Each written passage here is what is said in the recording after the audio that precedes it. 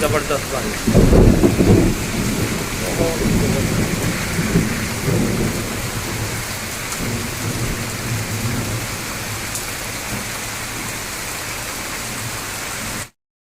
जय सिया राम दोस्तों, जय मां नंदा देवी यूट्यूब चैनल में आप सभी का स्वागत है। दोस्तों कल हमने जो डिस्कस किया था वो क्या था, ईंट और सीमेंट हमें किस प्रकार चेक करना है।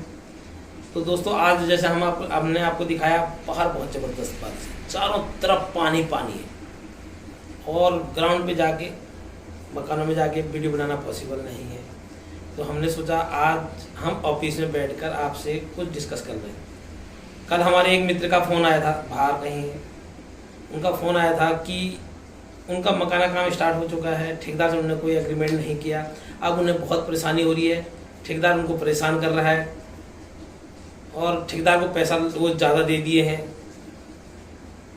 तो वो मुझसे पूछ रहे थे कि किस हिसाब से एग्रीमेंट बनना है, किस हिसाब से एग्रीमेंट बनाना चाहिए। तो दोस्तों मैंने उनको कल समझाया, मैंने कहा आपको पहले तो उसे एग्रीमेंट बनाओ, 4 लोगों के सामने बैठो, उससे भी दिक्कत ना हो, आपको भी दिक्कत ना हो, किस तरीके से आपको पैसा देना है इस बारे में डिस्कस करो। तो उसने मुझसे कहा कि आप इस बारे में भी एक वीडियो डालें, जिससे जो आदमी नया काम कर रहा है उसको उस बारे में कुछ सीखने को मिले। तो दोस्तों सर्वप्रथम स्टेप 1 है, आपको 10 से 100 रुपये का एक स्टाम्प पेपर लाना है। उस स्टाम्प पेपर में आपको सारी बातें मेंशन करनी है। उस एग्रीमेंट में 2 गवाह उसकी तरफ से और 2 गवाह आपकी तरफ से होने हैं दोस्तों, ताकि वो ये ना बोले कि आपने अपने हिसाब से एग्रीमेंट बनाया। और दोनों मकान मालिक और ठेकेदार जिस बात पे राजी हो वही स्टाम्प पे लिखना है। दोनों की उसमें सहमति, पूर्ण सहमति होनी चाहिए और दोनों के उसमें साइन होने चाहिए, पहला ही। दूसरी बात उसमें दोस्तों, आपका मकान कितना स्क्वायर फीट का है, आपको मकान में क्या क्या काम करना है, फाउंडेशन कितनी उठनी है, बीम कितने मोटे पड़ने हैं, अलमारियाँ कैसी बननी है, बाहर एलिवेशन कैसे बनना है, एलिवेशन में कितना काम होना है, छोटा एलिवेशन है या बड़ा एलिवेशन है, ज़्यादा एलिवेशन है तो एलिवेशन का चार्ज क्या होगा, इन सब बातों को डिस्कस करना है। जैसे आमतौर पर मकान का जो काम है दोस्तों वो 120 रुपये से स्टार्ट है 200 रुपये तक, अभी जो मार्केट में प्रेजेंट में जो चल रहा है। आपका किस तरीके का काम है, लेबर रेट में किस तरीके से काम दे रहे हैं, वो आप पे डिपेंड करता है। फॉर द एग्जाम्पल आपने एक मकान का काम दिया, उसका 2 लाख का लेबर कॉस्ट आ रही है, तो उस लेबर कॉस्ट को दोस्तों आपने कम से कम 6 हिस्से में डिवाइड कर देना है, 5 से 6 हिस्से में डिवाइड करना है ठेकेदार से डिस्कस करने के बाद। आप अगर उसको 6 हिस्से में या 5 हिस्से में डिवाइड करते हैं तो कब और कैसे उसको पैसा देना है, इस बात का ध्यान रखना है दोस्तों। अब आपको हम बता रहे हैं, जैसे आपका एग्रीमेंट बना 2 लाख, आपने फाउंडेशन पे उसको 20,000 दिए फाउंडेशन स्टार्ट करते वक्त। उसके बाद फाउंडेशन का जो अगला स्टेप है दोस्तों, फाउंडेशन जैसे कंप्लीट हो जाएगा तो आप फिर उसको 30,000 कम से कम देने पड़ेंगे, ताकि ठेकेदार को परेशानी ना हो, उसने भी लेबरों को पैसा देना है।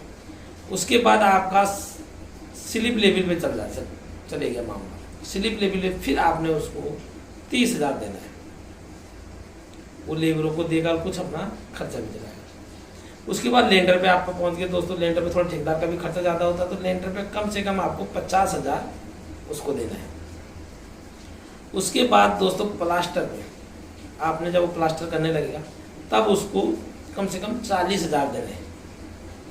इस तरीके से दोस्तों आपके लगभग 5 किस्तें हो चुकी हैं। 5 किस्तें जब आपकी हो गई तो वो लगभग आपका पहुंच गया 1,70,000। इसे ध्यान रखें दोस्तों, 2 लाख का आपका काम हुआ था, 1,70,000 आप ठेकेदार को दे चुके हैं। अब आपका जो बचा, ठेकेदार का जो पैसा आपके पास बच रहा है वो लगभग 30,000 के आसपास बच रहा है। जिस दिन उसका काम कंप्लीट होता है वो आपके चौखट से बाहर होता है, आपको काम चेक करना है पूरे तरीके से। उसके बाद उसको 30,000 प्लस आपकी जो सदा हो एक इनाम के तौर पे, वो पैसा आपने उसे दे देना है और ठेकेदार खुश होकर जाए।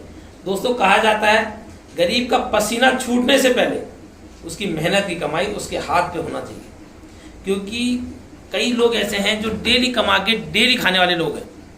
वो डेली 300 कमाएंगे और डेली 300 रुपये खाएंगे। वो ज़्यादा लंबा आपके और हमारी तरफ ज़्यादा लंबा फ्यूचर को ध्यान में रखते हुए नहीं सोचते बिल्कुल भी। इस बारे में हमें विशेष ध्यान रखना है ताकि उस ठेकेदार को कोई दिक्कत ना हो। गरीब आदमी का एक भी रुपया आपके पास नहीं रुकना चाहिए। बिल्कुल भी नहीं रुकना चाहिए।